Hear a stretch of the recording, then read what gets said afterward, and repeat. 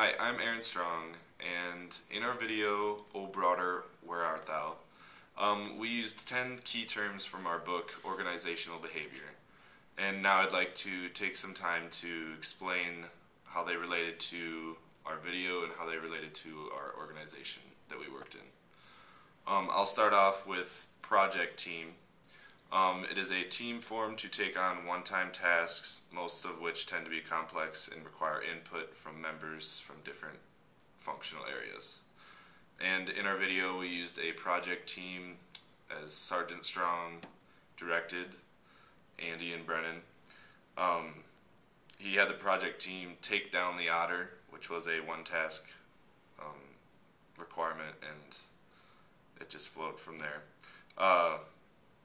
Relating it to our organization, each day we were assigned to a team and to complete a task such as picking up trash around the port on Earth Day.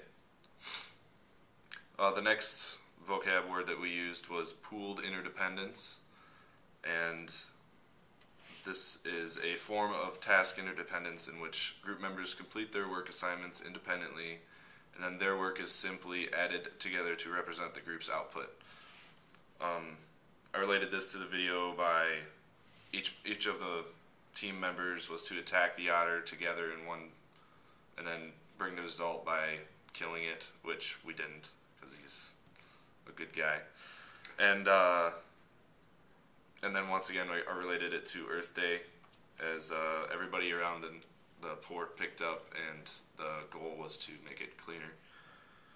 Our next vocab word was explicit knowledge, knowledge that is easily communicated and available to everyone.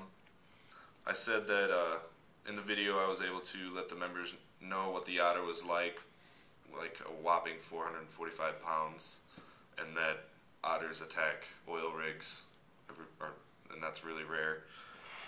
So I related that to the organization by, in order for a successful organization, there needs to be a lot of explicit knowledge from leaders, and it's available to everyone within the organization. And now I'll pass it on to Andy Brown. Okay, my first word is motivation, and it's a set of energetic forces that determine the direction, intensity, and persistence of an employee's work effort. In the movie we created, Brennan was not motivated to try to catapult Mr. Collins' car on top of the otter. In our service project, we were all pretty motivated by the way we were treated by the people who worked there. They gave us a lot of motivation because they were all really, really energetic and really fun and happy. And then we talked about expectancy, which is the belief that exerting a high level of effort will result in successful performance on some task. In the movie, Brennan didn't have motivation to catapult Mr. Collins' car because he didn't believe that there was any way he could form a catapult in time and actually launch a full-size van onto an otter.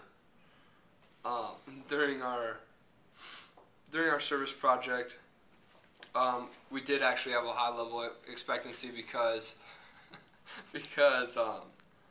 they gave us the tools and the proper instructions to complete our tasks. And then we have absenteeism, which is a form of physical withdrawal in which employees do not show up for an entire day of work. On our service project, we didn't really have any absenteeism. We were all there every day.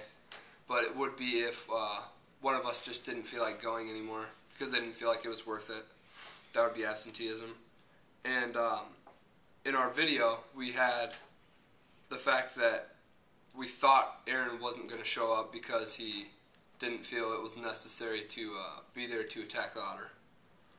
And then we have the fundamental attribution error, the tendency for people to judge others' behaviors as being due to internal factors such as ability, motivation, or attitude.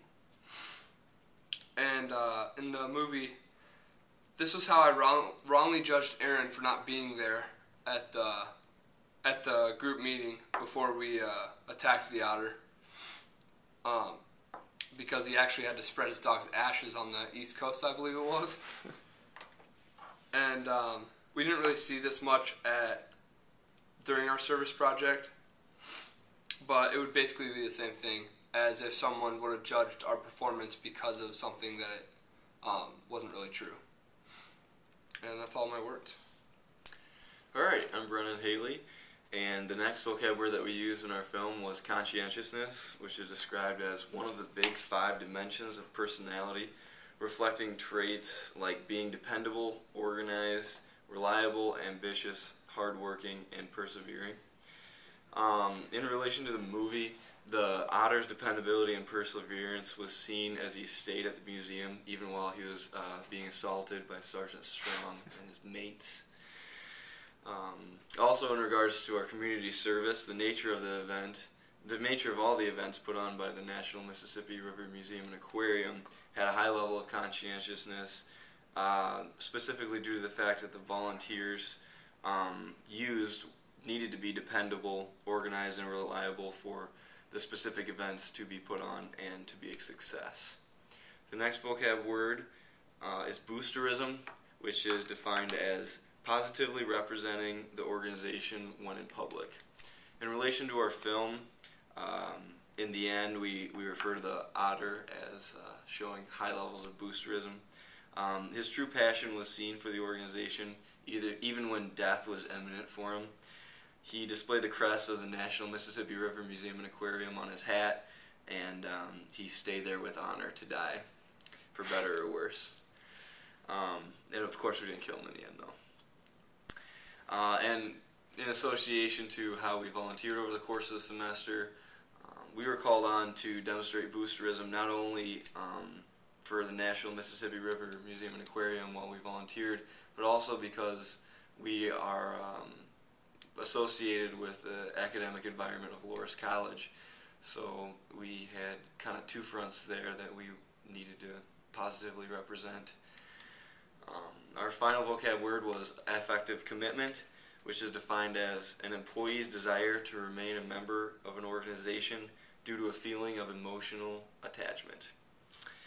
And in relation to the film, the otter truly had a passion for the museum, and it must have been a deep emotional attachment since he was willing to risk his life in order to stay there and defend it.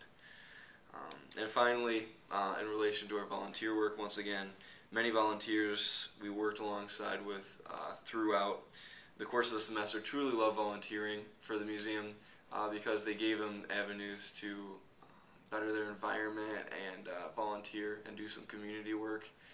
And so the emotional attachment was definitely there because the museum gave them venues in which to do that.